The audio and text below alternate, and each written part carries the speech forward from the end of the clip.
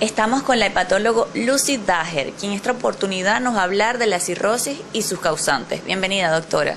Muchísimas gracias por esta oportunidad de estar con ustedes.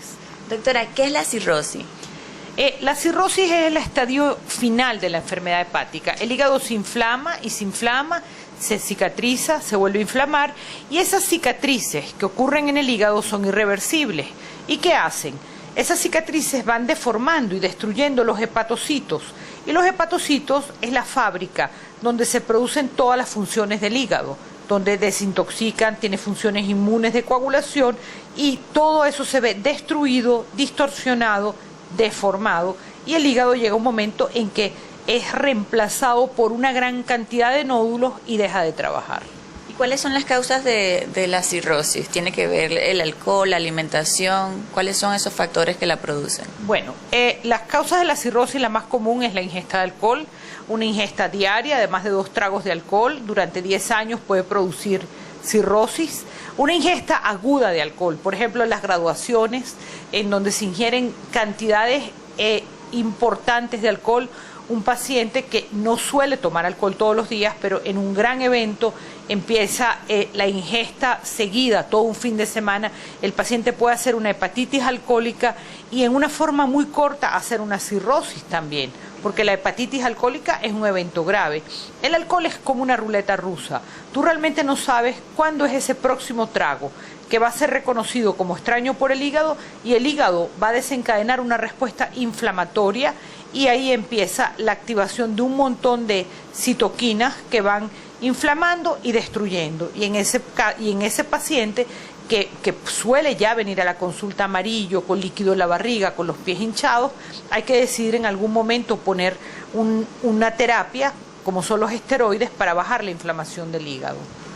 Doctora, ¿es reversible la cirrosis? Eso es una muy buena pregunta y se ha trabajado en eso. Por ejemplo, el tratamiento. Se ha visto que la hepatitis autoinmune con los esteroides, en algunos casos, esas cicatrices pueden mejorar. Se ha visto en hepatitis B, después de recibir tratamiento durante 5 años, la cirrosis pudiera ser reversible. Con las nuevas terapias para hepatitis C no sabemos.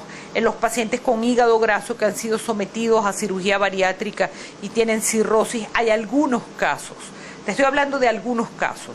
Pero definitivamente el tratamiento evita la progresión de la cirrosis. En teoría la cirrosis no es reversible, pero te he hablado de algunos casos donde pudiera ser. Pero la teoría es que no es reversible. ¿Y cuáles son las consecuencias? Las consecuencias de la cirrosis es que aumenta la presión dentro del hígado.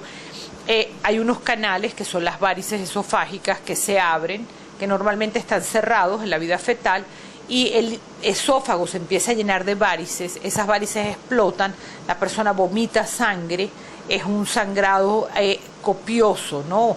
Puedes vomitarte 2 litros de sangre, ¿ok? Esas son las varices esofágicas, la persona se pone muy amarilla, eso es que ya el hígado ha perdido toda su función de síntesis, la barriga se le llena de agua, mucha agua, a veces caben 20 litros de agua dentro que hay que drenar a través de una aguja que se llama paracentesis. La persona puede estar en la luna, perdida en el espacio, eso se llama encefalopatía, se intoxica. Y lo grave de las enfermedades del hígado es que no existe una máquina de soporte extracorpóreo como la diálisis en el paciente renal.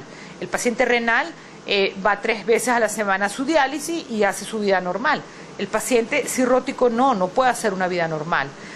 Si ustedes quieren entender qué hace el hígado, léanse, googleen la Oda al hígado de Pablo Neruda. Está explicado de una forma donde todos podemos entender para qué sirve nuestro hígado. Doctora, dígame, ¿cuáles son las causas más frecuentes acá en Venezuela de esta enfermedad? Alcohol. Yo no tengo realmente un registro para decirte con propiedad, pero en Latinoamérica, hepatitis C, hepatitis B, alcohol y la obesidad produce hígado graso y en algunos pacientes, especialmente hispanos, que tenemos susceptibilidad genética a hacer esteatohepatitis con sobrepeso y es también un tema genético, puede haber cirrosis. La hepatitis B tiene vacuna, la hepatitis C tiene tratamiento, el alcohol es un daño autoinfligido, ¿ok? Y el sobrepeso pues puede manejarse con ejercicio y pues la parte genética puede ser controlada con un poco de ejercicio y dieta. ¿Qué alimentos pueden producir cirrosis y cuáles no se deben consumir cuando tenemos cirrosis? Bueno, el alcohol no es alimento, así que no lo contamos, pero ya todos saben que no. Realmente, una vez que hay cirrosis, hay un equilibrio anormal de la sal y el paciente puede empezar a retener más sal de la cuenta. Si el paciente nunca ha presentado líquido en la barriga, pues puede consumir sal con moderación. Pero, por ejemplo, un paciente con cirrosis no es el que va a comer tostones salados todos los días. No has presentado líquido en la barriga, pero puedes tener un poco de moderación con el tema de la sal. No porque te dañe el hígado, sino porque va a hacer que la acumulación de líquido aparezca más temprano, porque el hígado cirrótico no maneja el líquido. Ahora me dicen los que no puedes, ahora te voy a contar los que sí puedes, que ahí hay buenas noticias, no todo es amargura. El chocolate amargo mejora la presión dentro del hígado, es un antioxidante muy potente. Si usted consume 2 cuadritos de chocolate, 70% es muy bueno. El café también se ha visto que disminuye la inflamación y la severidad de la enfermedad hepática y reduce la progresión de cáncer de hígado. Aquí apenas el paciente sabe que tiene un problema de hígado, me viene con el cuento que su médico o no sé quién le quitó el café. El café 3 tazas al día es lo recomendado. ¿Pero oscuro o puede ser con leche? Porque el venezolano acostumbra a tomar café con leche. El efecto es del café, puede ser decafeinado, puede ser con leche, puede ser como usted quiera, pero 3 tazas, 4 tazas, 5, todas las que pueda de café, todas las que sus nervios le permita de café. El café es realmente muy bueno, cada vez se ha quitado más. Ahora, si tiene gastritis y el café le da reflujo, yo no lo voy a torturar con un reflujo. Puede reducir un poco el café y lamentablemente no lo puede tomar. ¿Qué pasa si una persona presenta cirrosis y no recibe tratamiento? Es buena pregunta. La cirrosis no da síntomas. El paciente puede tener cirrosis y ser un hallazgo incidental, y ese hallazgo incidental lleva al tratamiento. Si no recibe tratamiento, entonces, dependiendo, van apareciendo primero las varices y el paciente es como una escalera, ¿no? Primero te aparecen las varices, tienes mayor chance de morirte, 3%. Después las varices crecen, tienes 20% de chance de morir en el sangrado. Después sigues bajando en la escalera, aparece el líquido. Una vez que aparece el líquido, la mitad de los pacientes fallecen a los 2 años. Y una vez que aparece la encefalopatía, empieza a aumentar la mortalidad. Entonces, esa es la historia sin tratamiento.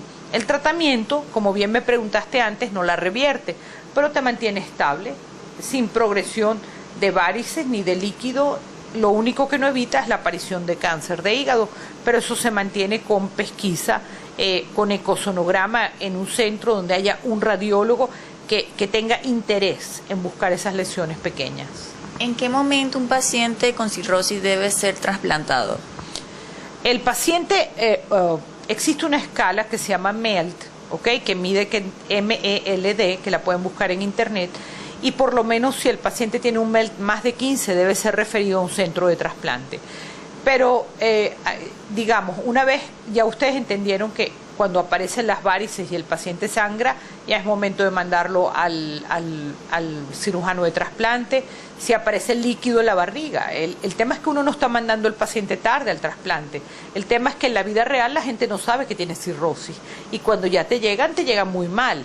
Y no es que te llegan tarde, es que la cirrosis no da síntomas y nadie se entera, sino cuando empieza a ver que su barriga le va creciendo y se va llenando de agua, que se ve amarillo los ojos y que empieza a vomitar sangre, y en ese momento el paciente entiende que tiene cirrosis.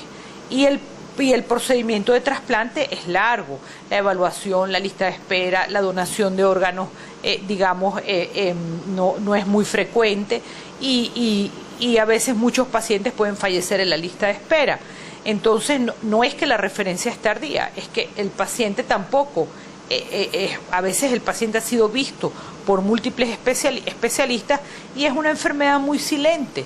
Entonces debemos saber que, por ejemplo, en los diabéticos hay que hacer pesquisa de enfermedad del hígado, que la elevación de las transaminasas tiene que ser investigada con detalle. porque eso te puede traducir que el paciente tiene una enfermedad hepática cuando tiene la AST, la ALT elevada, y esas son las situaciones que hacen que el paciente pueda ir temprano a la consulta del especialista para ver si le puede ofrecer algún tratamiento que cambie la historia natural de esta enfermedad tan temible. Doctora, ¿y al final el paciente con cirrosis muere de qué? ¿Cáncer de hígado o de la misma cirrosis? El cáncer de hígado ocurre en un hígado enfermo y el paciente suele morir es de la falla hepática. Es lo que yo le digo. El paciente cuando sabe que tiene cáncer de hígado se pone muy mal, y la familia. Y lo que mata al paciente es la falla hepática. Mientras tengamos cáncer y tengamos un hígado con una buena función hepática, son años en los que podemos trabajar, embolizar, quemar el tumor, hacer radiofrecuencia, dar terapia sistémica. Y tenemos, claro, no es lo usual, pero uno de nuestros pacientes vivió 14 años y pues eso es una satisfacción única.